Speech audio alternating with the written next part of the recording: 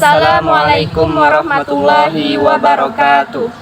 Perkenalkan, nama saya Fitria Anggraini dengan NIM 2121007 dan rekan di sebelah saya. Perkenalkan, nama saya Ridwan Sandi dengan NIM 2121006. Sebelumnya, perkenalkan, kami adalah mahasiswa BKI semester 5 Institut Agama Islam Negeri Syekh Abdurrahman Siddiq, Bangka Belitung. Di sini, kami akan menyampaikan video untuk memenuhi tugas mata kuliah BK Pendidikan oleh dosen pengampu Ibu Nila Siskasari MA. Video yang kami buat ini akan membahas topik pembahasan pelanggaran siswa SMP yang ditangani oleh guru BK. Semoga video yang kami buat ini bisa bermanfaat untuk kita semua. Selamat menyaksikan. Apa sih yang dimaksud dengan pelanggaran? Kata pelanggaran mungkin tidak asing lagi di telinga kita. Kamus Besar Bahasa Indonesia mengartikan pelanggaran adalah suatu perbuatan yang melanggar. Perbuatan melanggar ialah menyalahi atau melawan suatu aturan. Pelanggaran adalah perilaku yang menyimpang untuk melakukan tindakan menurut kehendak sendiri tanpa memperhatikan peraturan yang telah dibuat. Pelanggaran bisa terjadi kepada siapapun dan kapanpun. Pelanggaran juga rentan terjadi pada masa remaja atau masa SMP. Masa yang paling sulit pada masa remaja adalah masa remaja awal. Masa remaja awal berada pada rentang usia 12 hingga 15 tahun. Pada umumnya, individu menduduki bangku sekolah menengah pertama atau SMP. Pelanggaran yang biasa terjadi pada siswa SMP di sekolah yaitu merokok, datang terlambat, bullying, dan banyak lagi hal lainnya. Nah, di sini peran guru bimbingan dan konseling sangatlah dibutuhkan untuk menangani apa yang telah dilakukan oleh siswanya.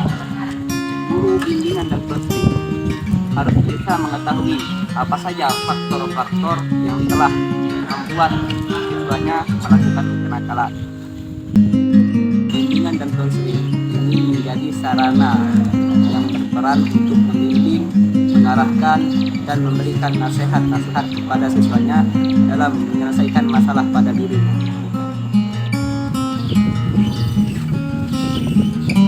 Berdasarkan salah satu contoh data hasil survei yang dilakukan oleh guru BK yang ada di salah satu SMP di Indonesia, yaitu SMP Negeri 1 Trimurjo Lampung Tengah, telah diperoleh data mengenai bentuk-bentuk kenakalan siswa yang ada di sekolahnya. Yang pertama yaitu membolos atau melompat pagar.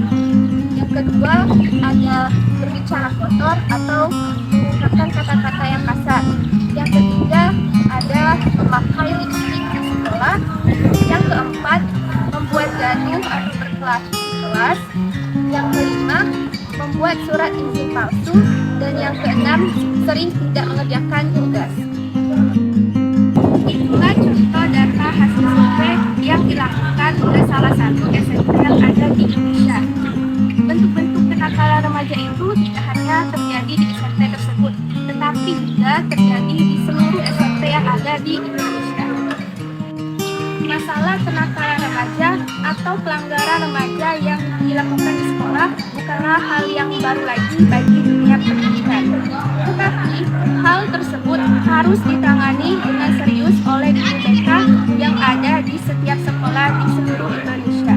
Karena hal tersebut dapat merugikan diri siswa itu sendiri dan termasuk lingkungan yang ada di sekitarnya.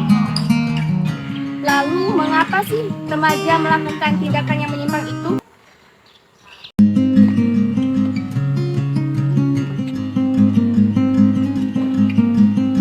Remaja atau siswa dapat melakukan tindakan yang menyimpang atau pelanggaran karena beberapa faktor. Di antaranya ialah yang pertama, faktor internal atau dari diri siswa itu sendiri. Dia ingin memuaskan dirinya sehingga ia melakukan tindakan yang menyimpang. Yang kedua yaitu faktor keluarga. Keluarga menjadi faktor yang menyebabkan seorang anak melakukan tindakan yang menyimpang.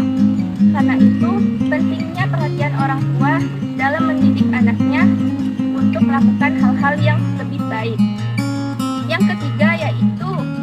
faktor pergaulan atau pertemanan. Jika seorang remaja memilih teman yang baik, maka dia akan terbawa ke dalam hal-hal yang baik. Dan sebaliknya, jika ia memilih teman-teman yang buruk, maka ia juga akan terjerumus ke dalam hal-hal yang buruk. Kenakalan dan pelanggaran yang dilakukan oleh siswa yaitu merupakan salah satu tingkah laku yang mana dapat merugikan terhadap dirinya sendiri dan bahkan bisa merugikan terhadap siswa lain yang berada di sekitarnya. Nah, apabila hal tersebut tidak segera diatasi, maka akan mengganggu siswa lainnya dalam hal proses pembelajaran, hingga tujuan pembelajaran yang baik itu akan sulit dicapai oleh siswa-siswa yang lain. Pelanggaran yang dilakukan oleh siswa di sekolah ini harus ditangani dengan sangat serius oleh guru bimbingan dan konseling. Di sini, guru bimbingan dan konseling memiliki peran yang sangat penting dalam membantu siswanya dalam hal mengarahkan serta mengatasi tingkah laku siswanya yang menyimpang dan tidak baik, agar kedepannya tingkah laku siswa tersebut menjadi pribadi yang lebih baik lagi. Dalam hal ini, peran guru BK sangat penting untuk membentuk karakter setiap siswanya.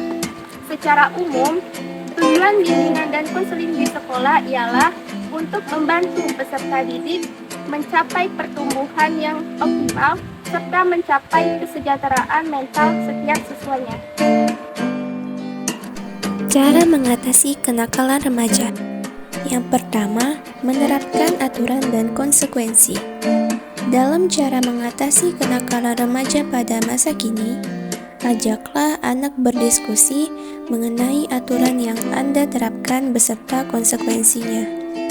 Berikan ia pengertian bahwa aturan tersebut dapat melindunginya dari perbuatan yang akan merugikan dirinya sendiri. Yang kedua, tanyakan apa yang terjadi padanya. Ketika remaja melakukan kenakalan, orang tua cenderung akan menghakimi anak. Namun, sebaiknya tanyakan terlebih dahulu pada anak mengenai apa yang terjadi.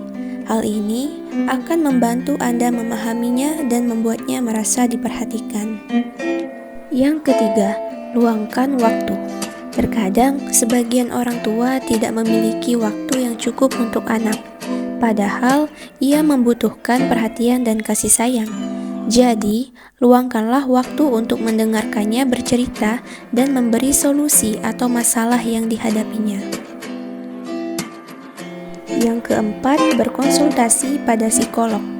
Jika perbuatan nakal remaja kemungkinan dipicu oleh masalah psikologis, orang tua dapat mengajaknya untuk berkonsultasi dengan psikolog. Dengan begitu, Anda juga akan memahami apa yang terjadi dalam diri anak. Jangan sampai perbuatannya semakin merugikan diri sendiri maupun orang sekitar.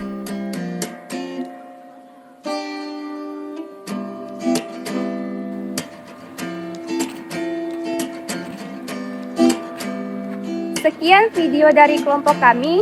Semoga video yang kami buat ini bisa bermanfaat untuk kita semua. Saya Fitria Anggraini. Dan saya Ridwan Sandi. Mohon maaf bila banyak kesalahan di dalam video kami. Kami akhiri. Wassalamualaikum warahmatullahi wabarakatuh.